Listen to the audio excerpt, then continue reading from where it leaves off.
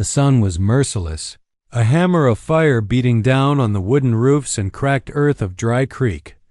Heat shimmered in the air, twisting the horizon into ghostly mirages.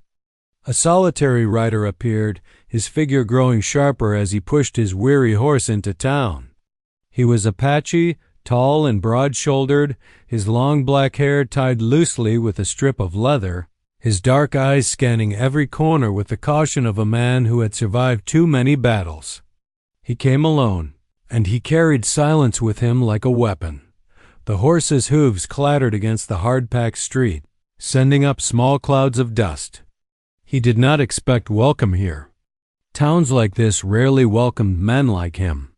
But he was not looking for kindness, only for water and a place to rest before moving deeper into the desert. Then he saw her. A woman knelt in the dirt near the horse trough outside the saloon, her dress faded to the color of old smoke, the hem torn and streaked with dust. Her arms trembled as she reached out, her fingers brushing against the trough's rim as if it were the only thing keeping her upright. She couldn't have been much past 30, yet hardship had carved deep shadows beneath her eyes. Her lips were cracked, her voice nothing more than a rasp. "Water," she whispered. For a moment, the Apache thought he had imagined it. But when she lifted her face, he saw desperation there raw and unhidden.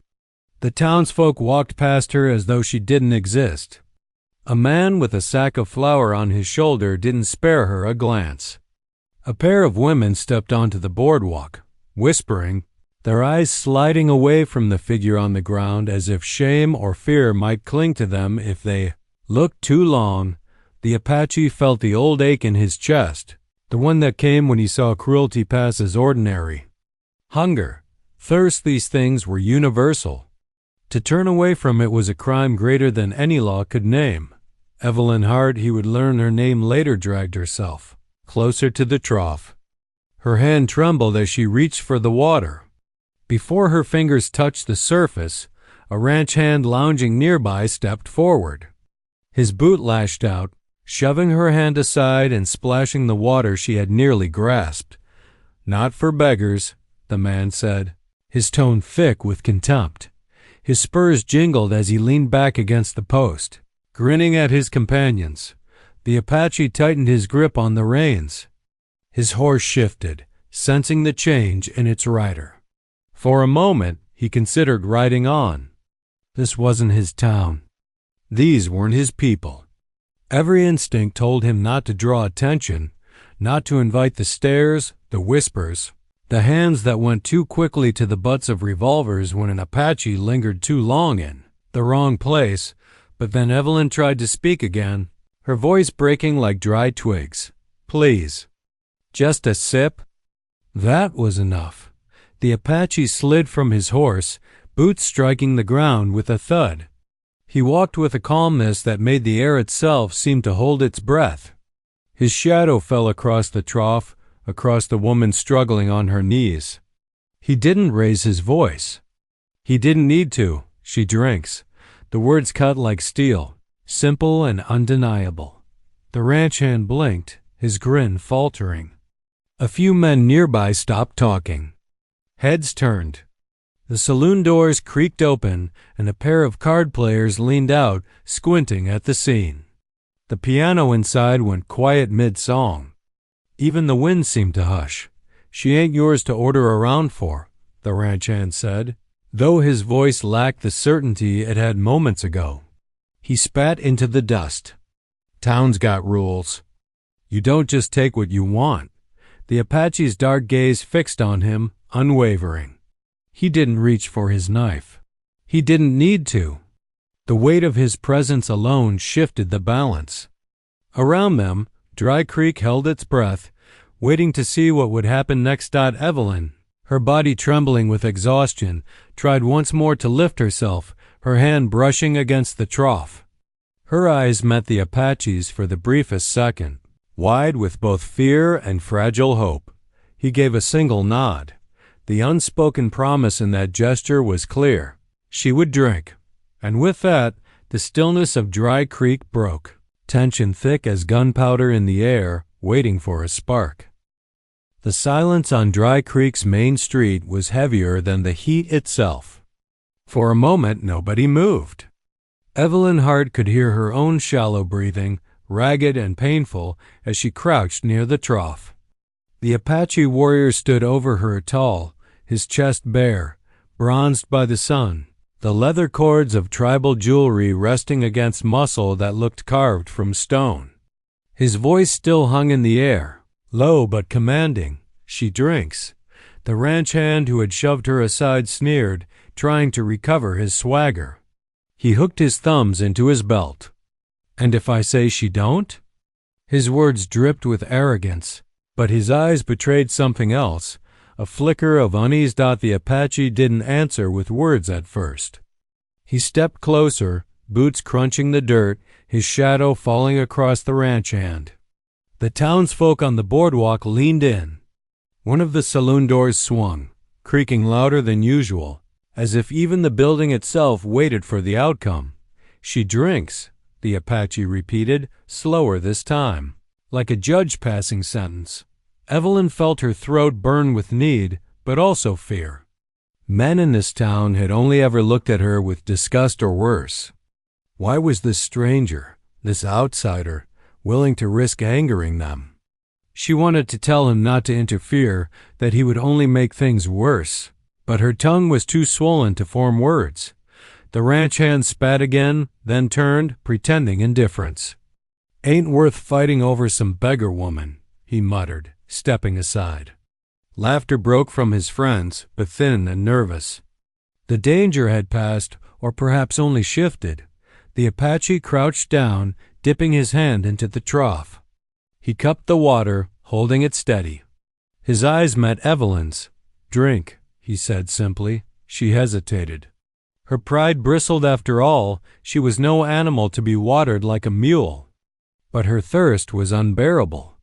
Trembling, she leaned forward, sipping from his palm. The water was warm, tasting faintly of iron and dust, but to her it was life itself. A single tear slipped down her cheek as she drank, not from weakness, but from the humiliation of having to be saved this way. When she had enough, she pulled back, whispering, "Thank you." Her voice cracked, but the words carried sincerity. The Apache rose, towering once more. He said nothing, but his gaze swept the street, daring anyone to challenge what had just happened. None did. The townsfolk returned to their business, though their whispers lingered like smoke. Evelyn's legs buckled. She tried to stand but failed, collapsing against the trough. The Apache reached down, steadying her with one strong hand. His touch was firm but not rough. "You need food," he said. His English was measured, each word carefully chosen. She almost laughed, though it came out as a cough. "Food? In this town, folks would sooner spit on me than spare me a crumb." Her bitterness surprised even her. She had once been a woman of dignity, of standing. But those days were gone, swallowed by debts, death, and betrayal. The Apache studied her face, not with pity, but with recognition, like a man who had carried his own share of loss. He helped her to her feet, his presence shielding her from the stares of men who lingered too long outside the saloon. "Come," he said. Evelyn hesitated. "Where?" He pointed toward the edge of town where his horse waited, nostrils flaring, restless under the sun. "Away from here." Fear struck her chest. She had no reason to trust this man, this warrior who had appeared out of nowhere. And yet, in the last few minutes, he had shown her more kindness than the entire town of Dry Creek had in years. Still, leaving with him meant stepping into the unknown. As if sensing her thoughts, the Apache added, "Stay, and you die." Leave, maybe live. The simplicity of his words cut through her doubt. She knew he was right. Her body was failing. Alone, she wouldn't last another week. Slowly, she nodded. He helped her onto his horse, lifting her as though she weighed nothing. The leather saddle creaked under her frail form. She clung to the horn, her hands weak. The Apache swung up behind her, the heat of his body close, steady, unyielding. As they rode out of Dry Creek, Evelyn dared one last look back. The town that had once been her home looked smaller, meaner, as though it had shrunken under the weight of its own cruelty. No one followed. No one cared. The Apache guided the horse toward the desert trail. Silence stretched between them, broken only by the rhythmic clop of hooves. Evelyn found her voice at last. "You don't even know my name." "I will," he said. She swallowed hard, feeling the dryness return to her throat, though now from emotion more than thirst. "It's Evelyn. Evelyn Hart." The Apache gave a single nod, his eyes fixed on the horizon. "Evelyn," he repeated, making her name sound like something worth remembering. For the first time in years, she felt seen. But as the town disappeared behind them, a storm gathered on the horizon, one neither of them yet understood. The desert stretched before them, endless and unforgiving. The horse carried Evelyn Hart and the Apache warrior in silence, hooves beating a steady rhythm against the dry earth. The town of Dry Creek was already a ghost behind them, swallowed by heat and distance. Evelyn leaned against the saddle horn, her body weak from hunger, but her spirit flickered with a fragile spark hope. She had left the cruelty of Dry Creek, but she didn't know what lay ahead. She glanced at the warrior behind her, feeling the weight of his presence. "You still haven't told me your name," she said softly, her voice hoarse. There was a pause before he answered. "Nakai." His tone was deep, steady, as if the name itself carried centuries of heritage and pain. Evelyn repeated it under her breath. Nakai. It felt foreign on her tongue, yet solid, grounding. "Why did you help me?" Nakai was quiet for a long while. The desert wind carried the scent of sagebrush, the distant cry of a hawk circling overhead. Finally, he spoke, because no one else did. The simplicity of it made Evelyn's throat tighten. She wanted to ask more, but exhaustion silenced her. Her eyelids drooped, and soon she surrendered to sleep, swaying gently with the horse's stride. When she woke, the sun was lower, painting the horizon in shades of gold and blood red. Nakai had guided them to a small creek hidden between ridges of rock. Its water sparkled faintly, a miracle against the barren land. He slid from the saddle and helped Evelyn down. She nearly stumbled, but his hand steadied her. She knelt by the creek, scooping water into her hands and drinking greedily. The cool liquid slid down her parched throat, easing the fire that had burned there for days. Nakai watched silently, his expression unreadable. When she finished, she looked up at him, embarrassed. "I must look pathetic." His gaze held hers. "You look alive." The words startled her. No man had spoken to her with such sincerity in years. She turned away, unable to bear the intensity of it. As he tended to the horse, Evelyn gathered the courage to speak. "I wasn't always like this. Begging in the street, starving." Her voice trembled. "I had a home once.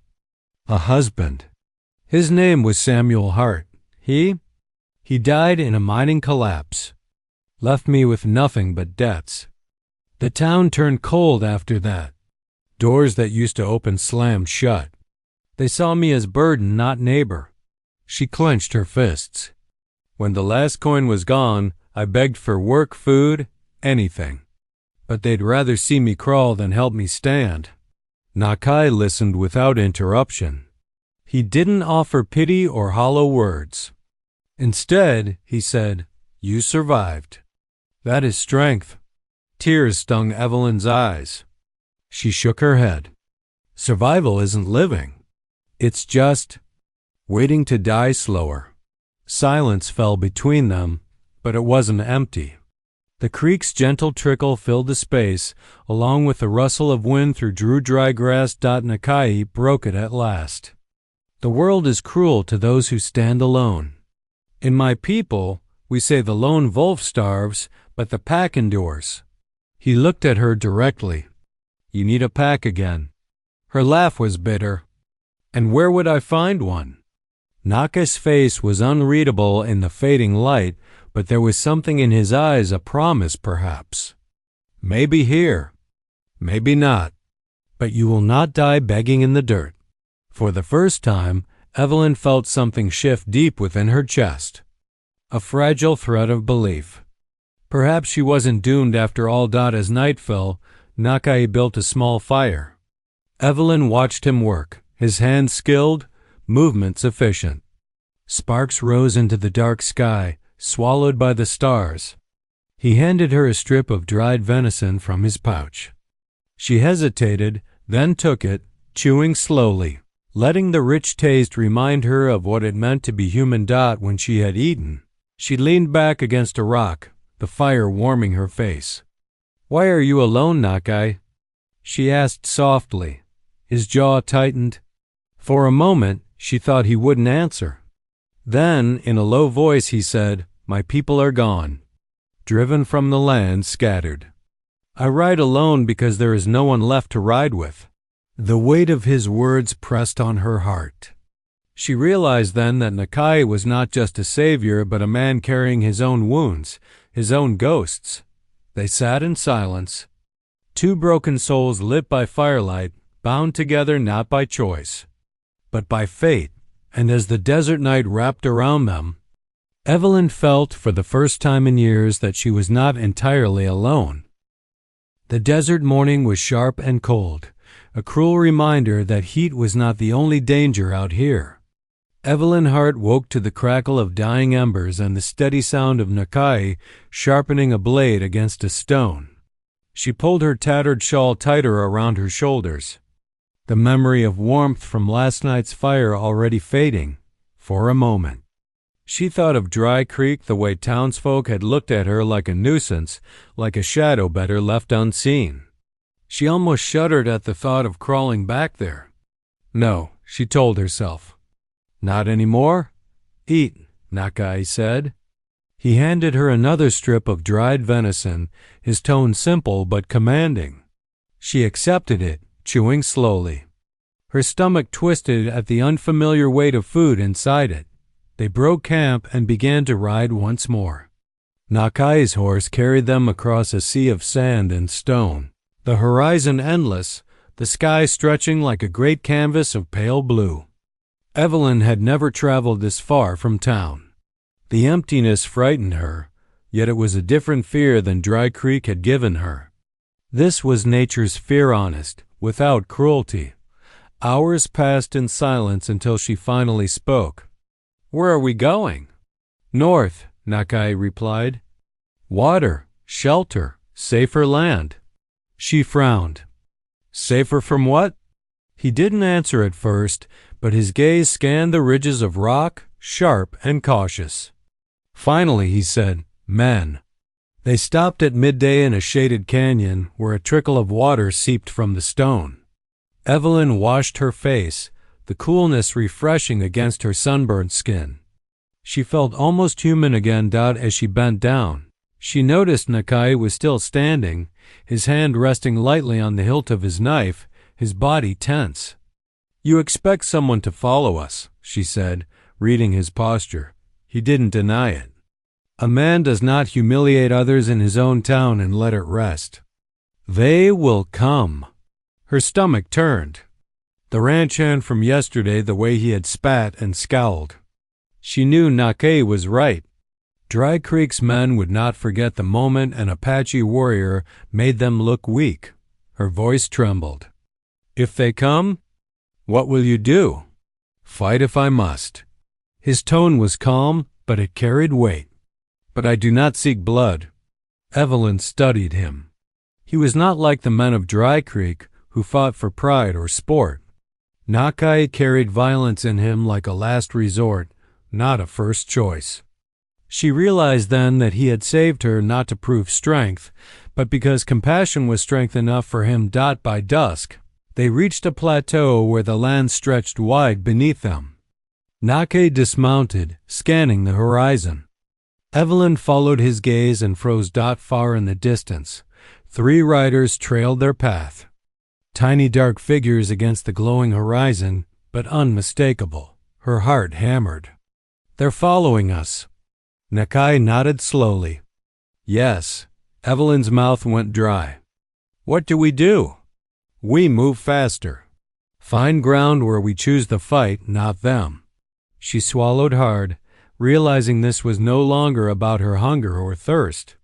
She had become a burden to a man already carrying his own exile, and now danger followed them both. Still, when Nakai helped her back onto the horse, his touch was steady, unshaken. His eyes remained fixed forward, calculating. She drew comfort from his presence, though fear gnawed at her belly. That night, they camped in a canyon carved by wind and time. The firelight flickered against stone walls, painting shadows that danced like spirits. Evelyn sat close, hugging her knees, while Nakai kept watch, his knife resting across his lap. Finally, she broke the silence. "You should have left me in Dry Creek. I've brought this trouble on you." Nakai's dark eyes flicked to hers. "No, the trouble was already there. You only showed me its face." His words puzzled her, but she saw the conviction in them.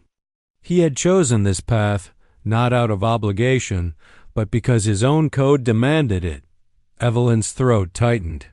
She thought of Samuel, her late husband. He had been kind once, before the mind consumed him. But even he had never stood so firm for her dignity as this stranger did after knowing her only hours. "Why me?" she whispered. "Why save me when you could ride on, free of it all?" Nakai's gaze returned to the fire. His voice was quiet but steady. "Because I, too, was left behind once. No one should be left to die alone." Evelyn turned her face from him, hiding the tears that slipped down her cheeks. The desert wind whistled through the canyon, carrying with it the weight of old griefs and new beginnings.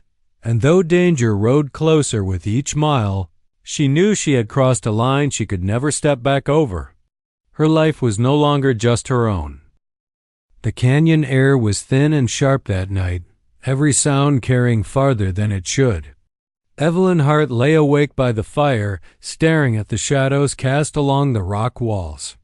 Beside her, Nakai sat upright, his knife across his knees, his gaze locked on the narrow opening where moonlight spilled in. He hadn't closed his eyes once. Sleep wouldn't come to Evelyn either. Her body was tired, but her mind raced with fear. She finally whispered, "They'll find us, won't they?"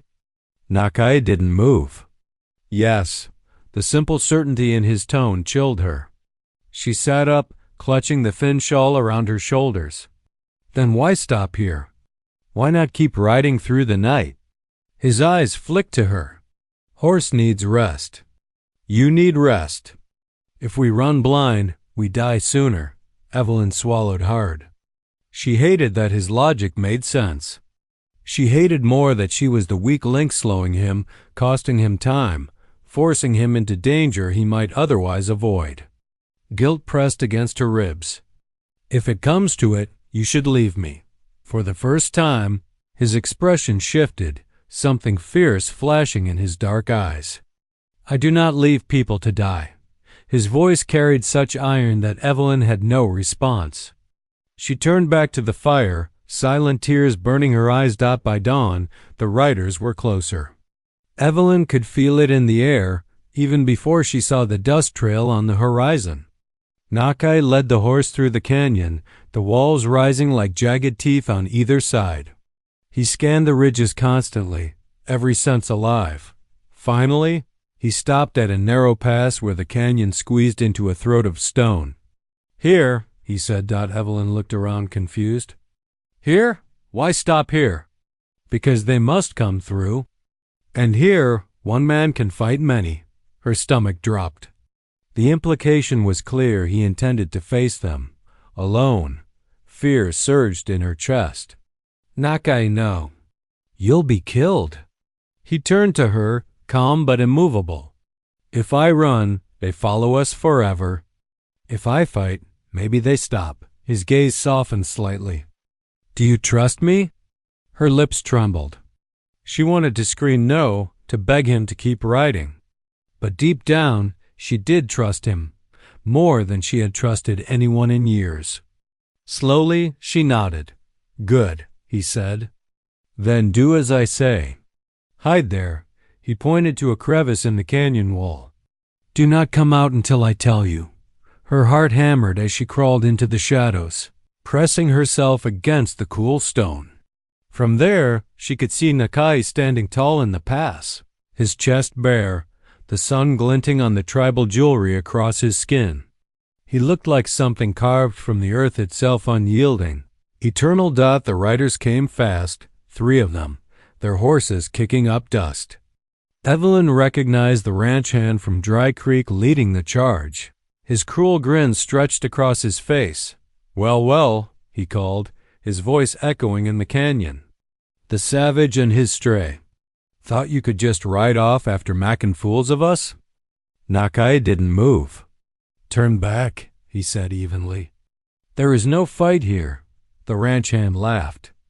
"No fight? You made me look like dirt in front of the whole town. You think I'll let that stand?" He swung off his horse, hand going to the revolver at his side. His 2 companions followed, spreading out slightly. Evelyn's heart pounded so loud she was sure they'd hear it. She wanted to scream for Nakai to run, but her voice caught in her throat. The ranch hand sneered. "Step aside, Redskin. We'll take the woman back where she belongs." Something in Evelyn snapped. She pressed her fist against her mouth to keep from crying out. She belonged nowhere to them. She was not theirs to drag, to use, to discard. And yet, without Nakai, she was helpless. Nakai's voice cut the air like a blade. "She is not yours." The ranch hand's grin faded. "Then she's yours? That it? You think you can keep her?" Nakai's hand tightened on his knife. "She is hers." The word struck Evelyn like thunder. In all her years, no man had spoken of her that way, free, not owned, not traded. Tears filled her eyes as she pressed deeper into the shadows. The standoff stretched, the canyon holding its breath. Then the ranch hand snarled and drew his revolver. Evelyn gasped. The world seemed to slow. Nakai moved with the swiftness of a hawk, his knife flashing in the sunlight. And in that moment, she realized this fight would decide not only their survival, but whether the fragile hope that had sparked between them would live or be crushed in the dust forever. The moon rose high over the canyon, silver light spilling across the jagged stone like a ghost's hand. Nakai sat cross-legged near the smoldering fire, sharpening the edge of his knife with slow, deliberate strokes. His chest rose and fell in calm rhythm, his long black hair spilling over his shoulders, beads and bones catching the firelight. Across from him, Evelyn huddled beneath a rough wool blanket he had given her, her eyes darting from him to the shadows at the canyon's mouth. Where the riders had last been seen. She broke the silence first. "Why do they follow us?" "I'm no one," she whispered, her voice small, ragged. Nakai lifted his eyes, dark as onyx, reflecting the flames. "You are not no one. You are a woman with a name. And a woman with enemies." Evelyn swallowed hard, her cracked lips pressing together. She wanted to argue, to insist that she was nothing but a beggar who had drifted from town to town with hunger as her only companion. But deep inside, she knew he was right. Trouble had been trailing her far longer than she admitted, even before the ranch hand shoved her down in Dry Creek, even before thirst nearly finished her. Her hands trembled as she pulled the blanket tighter. They think I carry something. Something of value." Nakai's jaw tightened. He paused the scrape of stone against steel, waiting. "Do you?" She closed her eyes, a tear cutting through the dust on her cheek. The truth weighed heavy, a stone in her chest she'd carried for years. "I don't know if it's worth anything to anyone else, but to them it is." From inside her torn dress, she pulled a small leather pouch, weathered and soft with years of wear. She held it out, her hand shaking. Nakai didn't move at first. He simply studied it, his sharp features unreadable, Ben finally reached forward. The pouch felt light in his palm, lighter than he expected. He loosened the cord and tipped it into his hand. A sliver of turquoise, shaped roughly like a teardrop, gleamed against his skin. Even in the dim firelight, it glowed with a life of its own. His throat worked as he stared at it, ancient recognition stirring in his memory. "This stone," he said slowly, his voice low and reverent, "comes from the sacred mountain. My people would kill and die to protect such a piece." Evelyn looked stricken. "I didn't steal it," she said quickly. "It was given to me, long ago, by a man who said it would keep me safe. But all it's done is bring me grief." Nakai studied her face. Her desperation was not the kind of lie that greedy men spun. She spoke with the kind of raw truth only the beaten and broken carried. "You are marked now," he said finally. "This is why they hunt you." The fire snapped, sparks rising into the night. Evelyn hugged herself tighter, tears welling in her eyes. "Then what do I do? Where do I go? They'll never stop." Nakai closed his fist around the turquoise, his muscles taut, his expression like carved stone. "You stay alive. That is what you do." His words were simple, but the promise in his tone was heavier than iron. A sudden cry of a coyote echoed through the canyon, and Evelyn jumped. Nakai rose fluidly to his feet, scanning the shadows with predator's eyes.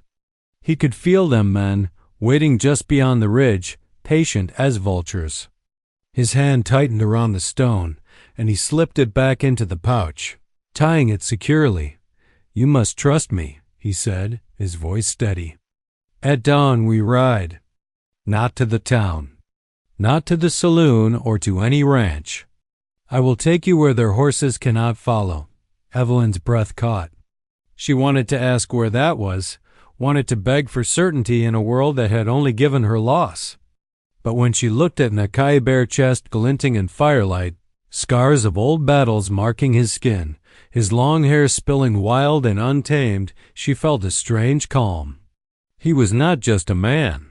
He was something stronger, rooted like the mountains, fierce like the desert storms. She nodded, silent, and as the night stretched on, the canyon walls held its secrets, the fire burned low, and the bond between the lonely Apache and the hungry, hunted woman began to forge into something neither could name, something that might stand against the darkness gathering on the horizon. Dawn painted the canyon in pale gold, the first rays of light stretching across the jagged stone. Nakai tightened the cinch on his horse, every movement precise, controlled. Evelyn stood nearby, the wool blanket still wrapped around her shoulders, her eyes fixed on him. She had hardly slept. Every sound in the night had set her heart racing. "Are they still out there?" she asked, her voice hoarse. Nakai paused, scanning the canyon rim. He didn't answer right away. The silence stretched until her nerves frayed. Then he finally spoke. "Yes, they wait." Her stomach twisted. "Then how do we—" The crack of a rifle split the morning stillness. Rock exploded inches from her head, dust raining down. Evelyn dropped to the ground with a cry. Nakai moved instantly, pulling her into the shelter of a boulder, his body shielding hers. Another shot rang out, ricocheting off the canyon wall. "They're closing in," Evelyn gasped, her heart pounding. Nakai's eyes narrowed. "Then we meet them." Before she could protest, he was already moving, a blur of power and precision. His long black hair streamed behind him as he slipped from rock to rock, the turquoise beads and bone jewelry clinking softly against his chest. He moved like the desert hawk, silent, lethal, certain. The riders thundered into the canyon, three dark figures against the rising sun. One raised his rifle, but Nakai's knife flashed, spinning through the air. It struck the man's arm, sending the weapon clattering to the dust. A scream echoed, swallowed by the canyon walls. The second rider charged, pistol blazing. Evelyn pressed herself flat against the stone, her ears ringing. Nakai lunged, pulling the man from his horse with a feral cry. The two rolled in the dirt, fists and fury colliding. Dust rose in choking clouds, sunlight cutting through in sharp beams. Evelyn's breath caught as she saw the Apache's muscles strain, his scars glowing like brands against his skin. The third rider circled wide, gun trained on Evelyn. Her blood turned to ice. She scrambled back, her dress snagging on stone. He smirked, finger tightening on the trigger, a shadow cut across him. Nakai was there, faster than she could blink, slamming into the man with the force of a mountain storm. They tumbled from the horse, crashing hard. Nakai rose first, knife in hand, chest heaving, his dark eyes blazing with primal fire. The rider scrambled back, eyes wide with sudden fear. "You carry death where you follow," Nakai growled in a voice that shook the canyon itself. No more. The man stumbled to his feet, hands raised, then fled on foot, disappearing into the jagged rocks. The other two, beaten and broken, crawled away after him, leaving their horses behind. Silence settled again, heavy and absolute. Evelyn's breath came in ragged sobs as the adrenaline drained from her. Nakai walked back to her, his bare chest streaked with dirt and blood, his long hair wild in the wind. He crouched low, his knife sliding back into its sheath. "Are you hurt?" he asked softly. She shook her head, though her body trembled. I thought they'd kill us both." He studied her face, then reached into the pouch tied at his belt. The turquoise stone gleamed as he held it out to her. "This is not just a stone. It is a piece of the sacred mountain. Men will kill for it, yes, but it also carries power. My people believe it chooses who will carry it." Her hand hesitated, hovering. "Why me?" "Because you are still alive," he said simply. "And because you have not given up." Her throat closed with emotion. Slowly, she reached out and closed her fingers around the stone. It was warm, as though it carried the heat of the earth itself. Nakai stood, offering her his hand. She took it, rising to her feet, shaky but steady. Their eyes met hers, full of gratitude and fear, his filled with something quieter, deeper. The canyon stretched before them, endless and unforgiving. But Evelyn no longer felt alone. And Nakai, who had ridden into Dry Creek with only his horse and his scars, no longer felt the hollow emptiness of solitude pressing against his chest. Together they mounted his horse. The sun climbed higher. Burning away the last traces of night, they rode on two souls bound by hunger, danger, and an unspoken bond that neither could name, but both could feel toward whatever lay waiting in the wide, wild lands of the Old West.